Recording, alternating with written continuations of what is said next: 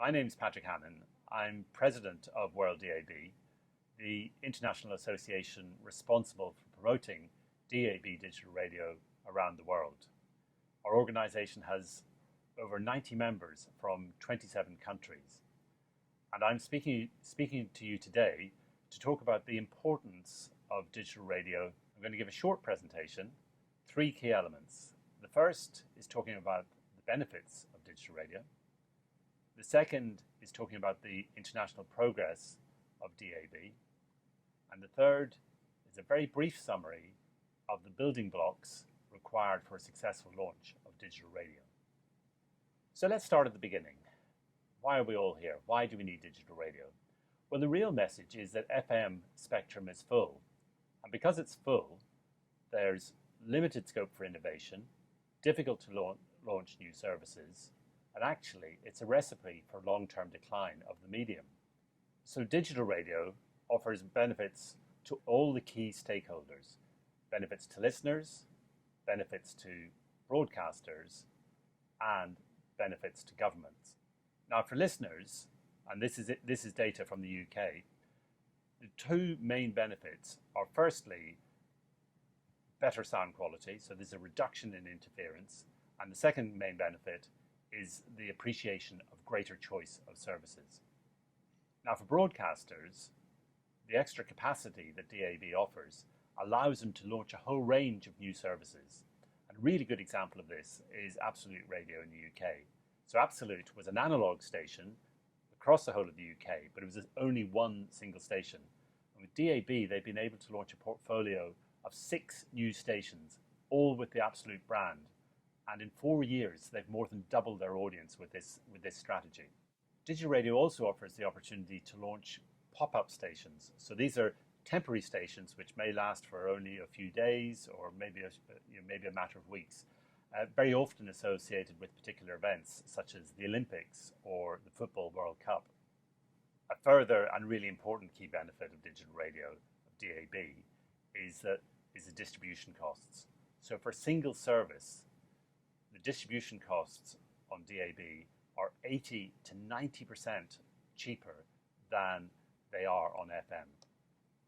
So let's look at the international progress. Digital radio started off in 4 key markets. So that's the UK, Norway, Denmark, and Switzerland. Then the story really changed in 2011 when Germany launched. And Germany was then followed by the Netherlands in 2013 and Italy in 2014. So we've now got a firmly established backbone of digital radio right across Europe. And then following those 3 countries, we now have Poland, France, and Belgium all taking the first steps to roll out DAB Plus in their markets. And one of the most interesting things to happen in the last 12 months were the first countries announcing dates for digital switchover. So Norway's got a date of 2017, and Switzerland has a date of 2020 to 2024. But let's be clear, this isn't just a European story. One of the most important markets to launch was Australia. And Australia launched in 2009, and it's quite interesting to understand their approach. First of all, it's DAB+, and secondly, they launched just in 5 major cities. So obviously you've got an enormous country, but the majority of the population is in the metropolitan areas, and that's what they focused on. And that's been really successful. Now about a quarter of the population in those areas have DAB, and they've also, and this is interesting, they've published a guide on how to launch a DAB Plus trial. So for any country that's looking to undertake a trial, I strongly recommend you look at this, that you look at this report. So what does all this progress mean? Well, one of the key things that's happened is we've sold 40 million receivers by the end of this year. And as a result, the prices of receivers are coming down all the time. And in the UK this Christmas, there's DAB receivers available for as little as $20. But it's not just domestic receivers, also the car market, extremely important. And what we're seeing now in the UK, in Norway, in Switzerland, is the majority of cars now come with digital radio as standard. So for any new market, you know that the technology is tried and tested, there's no technical issues, it's purely down to the manufacturers to put the technology in their cars as standard. So next steps. So we've already established a presence in Europe and Australia. And what you see from the map is a range of new territories that are all looking, they're all either interested in digital radio or indeed have run trials. So whether it's Turkey, Tunisia in the north of Africa, South Africa, Middle Eastern countries, South Korea, Thailand, Malaysia, or Indonesia, all around the world, there are countries that are testing digital radio right now. Now, I just have one slide on the building blocks, but this is an absolutely critical slide for people to understand.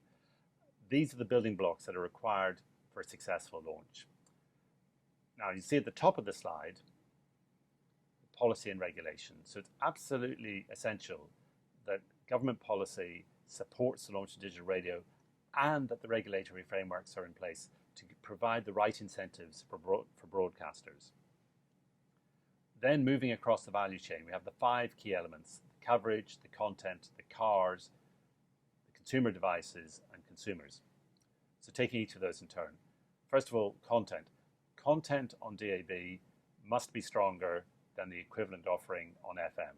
Coverage, as I showed with the Australian example, you don't need to cover the whole country on day one, but do be clear about which parts of the country you are covering. That may be the cities, it may be the roads, but whatever it is, be clear about what the coverage will be. Thirdly, consumer devices. As we've already seen, the prices of receivers is falling all the time. Currently, receivers are available for $20, and as the market matures, then those prices will come down even lower.